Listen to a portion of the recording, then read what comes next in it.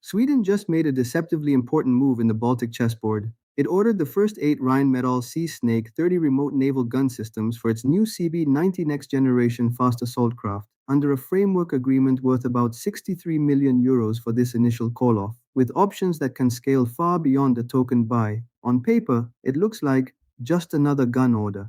In reality, it's a signal flare. Stockholm is redesigning how small boats survive and win in a coastal battle space that is increasingly defined by drone swarms, loitering munitions, and saturation tactics. Exactly the kind of threat that turns yesterday's patrol boat loadout into tomorrow's liability.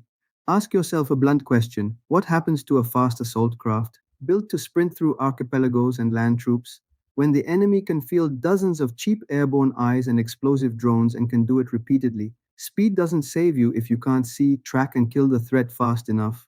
Stealth doesn't help if your only answer is a machine gun and hope. And numbers don't matter if your decision cycle collapses the moment multiple targets appear at once. That is the environment this Swedish decision is reacting to, and it explains why the SeaSnake 30 is more than a bigger caliber. It's an attempt to give a small craft a credible close-in shield, one that can deal with both air and surface threats at the tempo modern fights demand. SeaSnake 30 is built around a stabilized 30-173mm cannon with a high rate of fire, reported at around 1,100 rounds per minute, and that number matters less for spectacle and more for math. In a swarm scenario, your problem is not a single target, it's the density of targets per minute.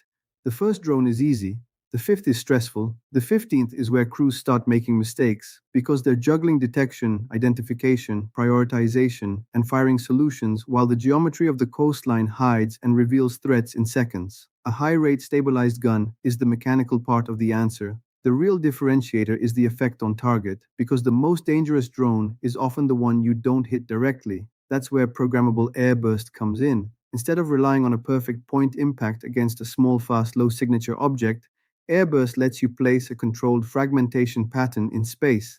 Against drones, especially small quadcopters, fixed-wing loitering munitions, or low flyers skimming clutter, this is the difference between near miss and kill. It also changes the economics of defense. If a defender must spend multiple rounds to score a direct hit, a swarm can win by forcing ammunition depletion. If a defender can increase single burst effectiveness, the defender regains the cost exchange balance. Sweden isn't buying a gun to look tough, it's buying a way to keep the arithmetic from turning against it. Now zoom out to the platform. The CB90 next generation is the archetype of Baltic littoral warfare: fast, shallow draft, agile enough to operate in archipelagos where bigger ships become predictable. The Baltic is not an open ocean arena where you can stand off and rely on layered escorts. It's a maze of islands, short lines of sight, and ambush geometry. That environment compresses engagement ranges and punishes slow reaction times. So the Swedish logic is straightforward. If your small craft are going to be forward, dispersed, and often operating inside contested coastal pockets, they need organic lethality and organic protection. Otherwise, they become transport assets waiting for someone else's air defense umbrella, an umbrella that might not be overhead when the first drone appears. And this is where the SeaSnake 30's sensor and fire control architecture becomes central. The system is designed to fight without forcing the boat to broadcast itself. In a drone-heavy environment, radar emissions are not just detection tools, they're beacons. If a small craft can rely more on electro-optical and infrared sensing for targeting in the close fight, it can reduce its electromagnetic signature and still prosecute threats. That matters because modern kill chains are increasingly automated. Detect the emitter, classify the platform, cue the strike.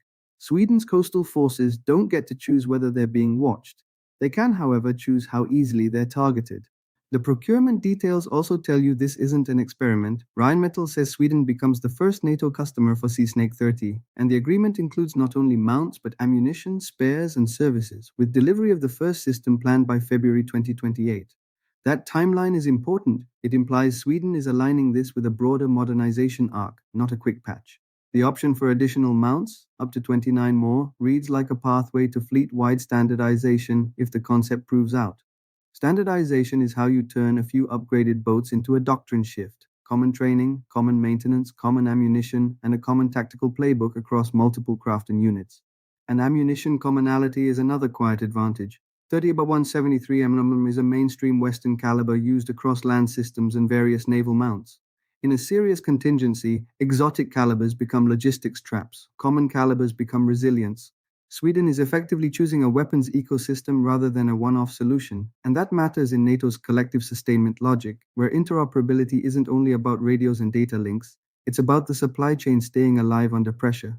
So, what does this mean operationally? Picture a Swedish amphibious element moving through an archipelago. The old model treats the CB90 as a delivery vehicle, get Marines close, drop them, provide limited suppressive fire, and withdraw. The emerging model treats the CB90 as a fighting node, a platform that can escort, screen, and survive while contributing meaningful lethality in the first minutes of contact. That first contact window is brutal in modern war because it's when drones confirm your position, when loitering munitions start orbiting, when small surface threats probe your reactions, and when confusion is highest. A stabilized 30 with airburst doesn't guarantee safety, but it can keep the boat in the fight long enough for the rest of the force to maneuver and make the engagement a choice rather than a disaster. There's also a NATO-wide message here. Large ships are learning the hard way that close-in defense against drones and saturation threats is not optional, it's survival. But the lesson is now filtering down to small craft. If drones are everywhere, then even minor platforms need credible point defense. Sweden is effectively saying, we're not going to pretend the littorals are permissive just because we're operating close to home. We're going to arm our fast craft as if the first threat will be airborne, cheap, and numerous, because that's what the evidence of recent conflicts points to. And that's why this purchase matters. It's not about 8 mounts, it's about a shift in assumptions. Sweden is preparing for a Baltic fight where the coastline is not cover, but a funnel, where speed is not protection, but exposure, and where swarms are not a futuristic scenario, but a near term tactic.